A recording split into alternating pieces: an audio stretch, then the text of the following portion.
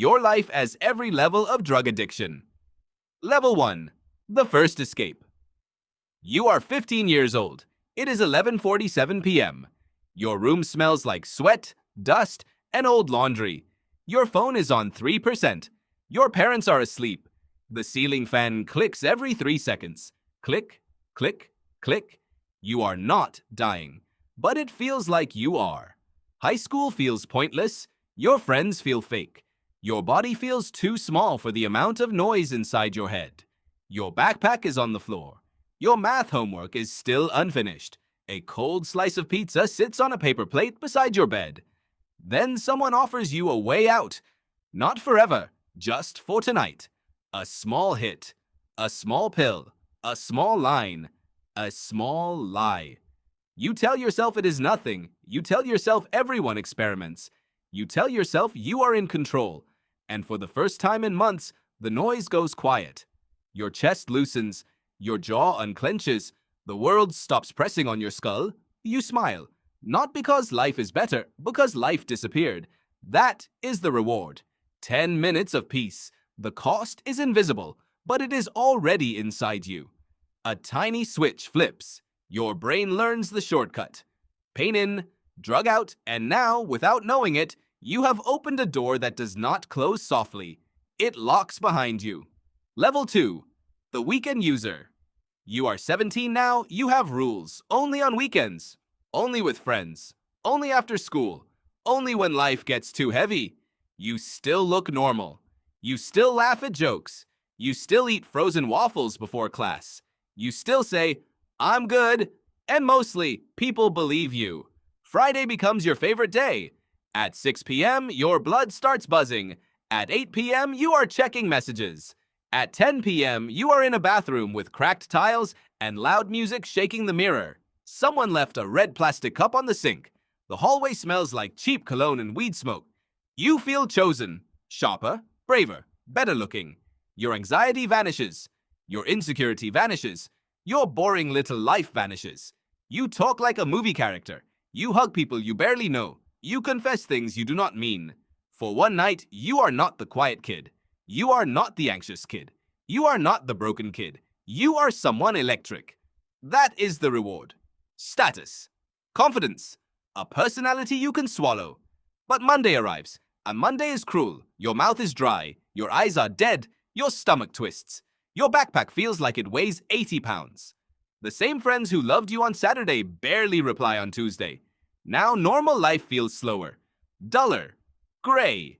Your brain starts comparing everything to the high.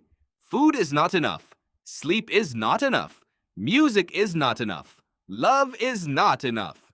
You are not addicted yet.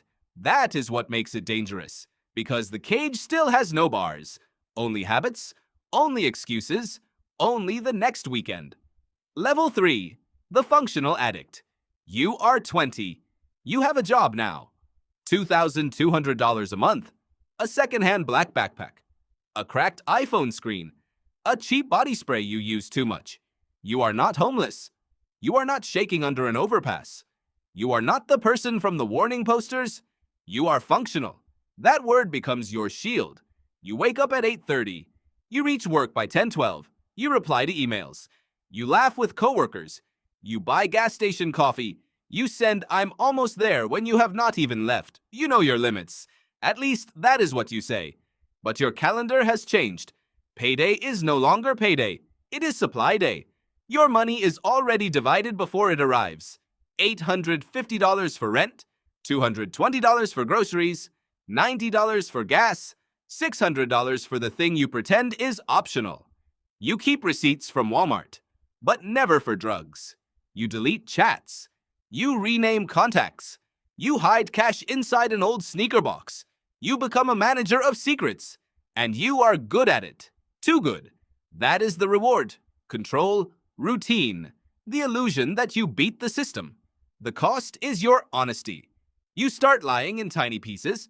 First to your parents, then to your friends, then to your boss, then to yourself. I can stop anytime. I just need it this week.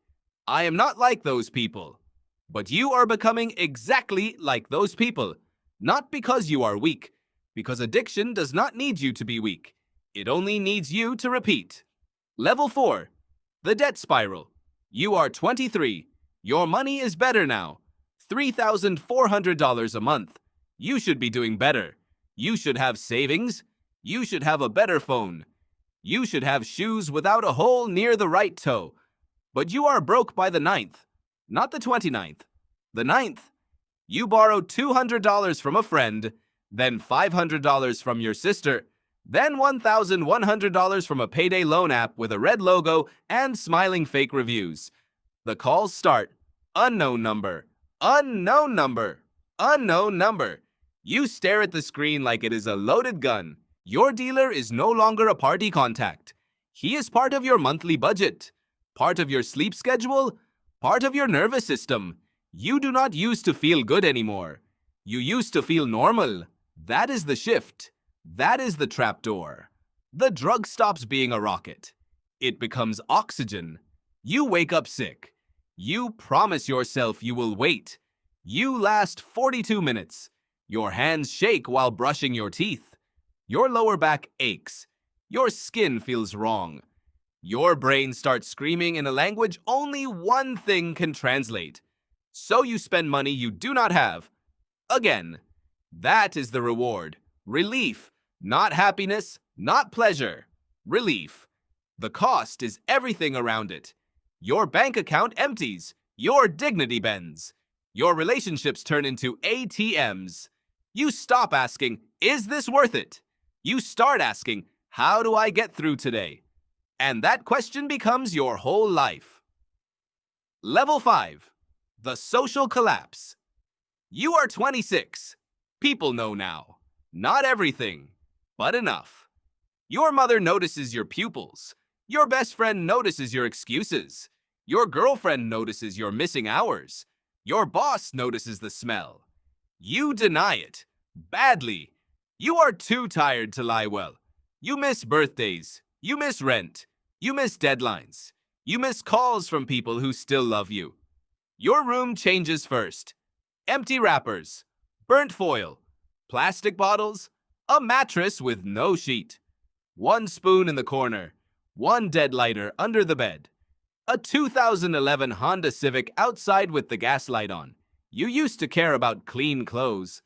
Now you smell every t-shirt before choosing the least bad one. You used to care about your hair. Now you wear a cap indoors. You used to care about your future. Now the future feels rude. People start speaking to you in careful voices, soft voices, doctor voices, funeral voices. Are you okay? You can tell me. We are worried. You hate them for seeing you. You hate them more for being right. That is the reward. Numbness. A private bunker where no one can touch you. The cost is isolation, because drugs do not just enter your body. They evict people from your life, one by one. Your phone gets quieter, your room gets darker, your world gets smaller, until the only person left with you is the person you were trying to escape. Level 6. The criminal line. You are 29.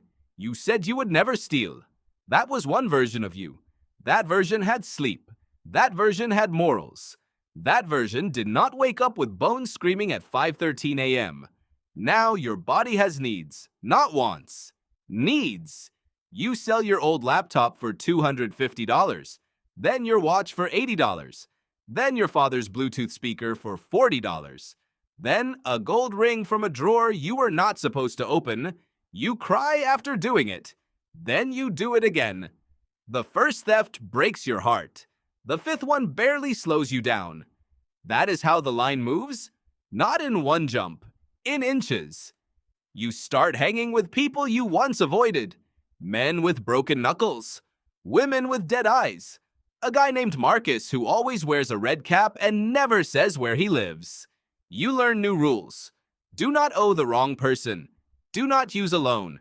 Do not trust free stuff. Do not answer police questions. Do not carry more than you can swallow, hide, or deny.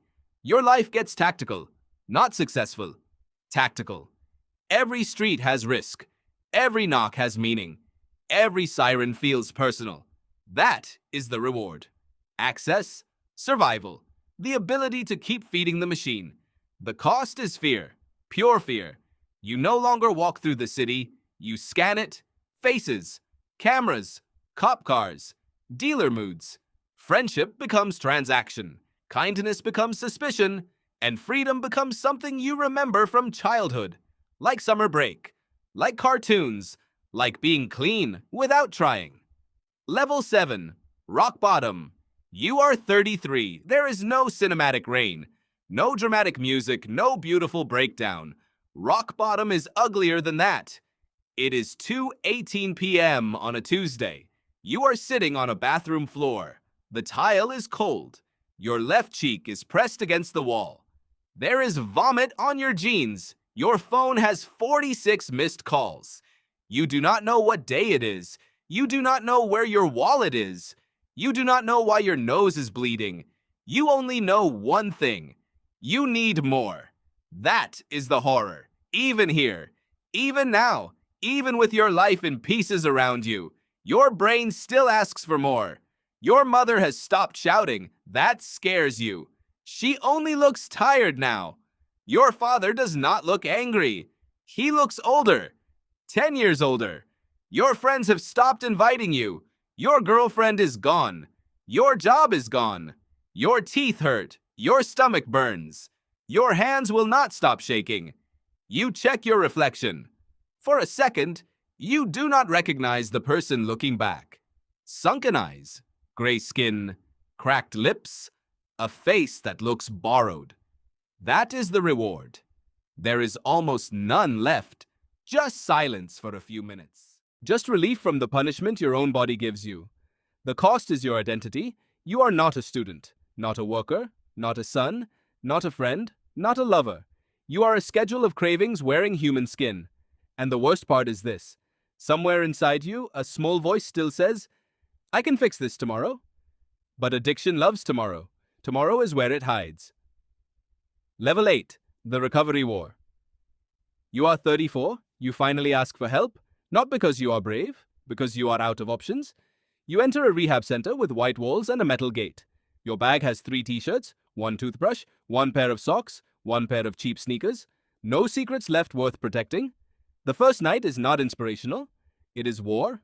Your legs kick under the blanket. Your stomach twists. Your sweat smells sour. Your dreams come like attacks. You wake up at 3:06 a.m. with your heart punching your ribs. A counselor tells you to breathe. You want to punch him. You want to hug him. You want to run. You stay. For 1 hour, then another, then 1 day, then 3, then 12. Recovery is not a montage. It is not gym music and sunlight. It is paperwork. Therapy circles, plastic chairs, bad coffee. Apologies that may not be accepted. It is deleting numbers, changing routes, blocking friends, returning money slowly, saying, I used, without decorating it, saying, I hurt you, without adding excuses. That is the reward. A real chance. A morning where your hands do not shake. A meal you can taste. A laugh you did not fake. A phone call your mother answers. The cost is brutal clarity. Because now you feel everything. The shame, the guilt, the boredom, the grief, the years you burned, the people you became dangerous to. Sobriety gives you your life back. But first it gives you your memory, and memory does not arrive gently. Level 9, the ghost at the top. You are 42. You are clean. 8 years, 3 months, 19 days. You have a small apartment, a steel water bottle, a job that pays $4,800 a month, a savings account with $38,000, a second-hand Toyota Corolla. You sleep at 10:30. You wake up at 6:15. You go for walks. You eat breakfast. You call your mother every Sunday. To outsiders, you won. And in many ways, you did. You survived. You buried the old version of yourself. You built a new one with shaking hands. But the ghost never fully leaves. It waits in ordinary places. A song from 2019, a smell in a stairwell, a friend's wedding after party, a stressful day at work, a fight, a funeral, a lonely hotel room with white sheets and no one watching. That is the final level. Not being rich, not being powerful, not being cured, being free enough to know the cage still exists. You do not defeat addiction once, you defeat it again, and again, and again, quietly, without applause, no medal, no crowd, just you, standing in a grocery store aisle, choosing toothpaste, while a dark part of your brain whispers an old address. That is the reward. Life, Real life, boring life, clean life. The cost is vigilance forever. Because the top of addiction is not overdose, it is not prison, it is not rehab.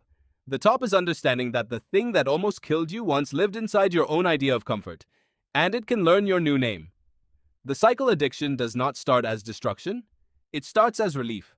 A small door, a soft exit, a private shortcut out of pain. Then the shortcut becomes the road.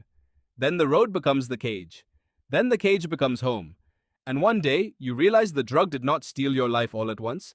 It rented 1 hour, then 1 weekend, then 1 paycheck, then 1 relationship, then 1 version of you, until the person you were becomes a story other people tell in lowered voices. But the cycle can break. Not cleanly, not beautifully, not without scars. It breaks when you stop calling escape freedom. It breaks when you stop waiting for tomorrow. It breaks when you choose 1 hard, honest hour over 1 easy lie. Because addiction always promises an exit. But recovery is the only door that actually opens.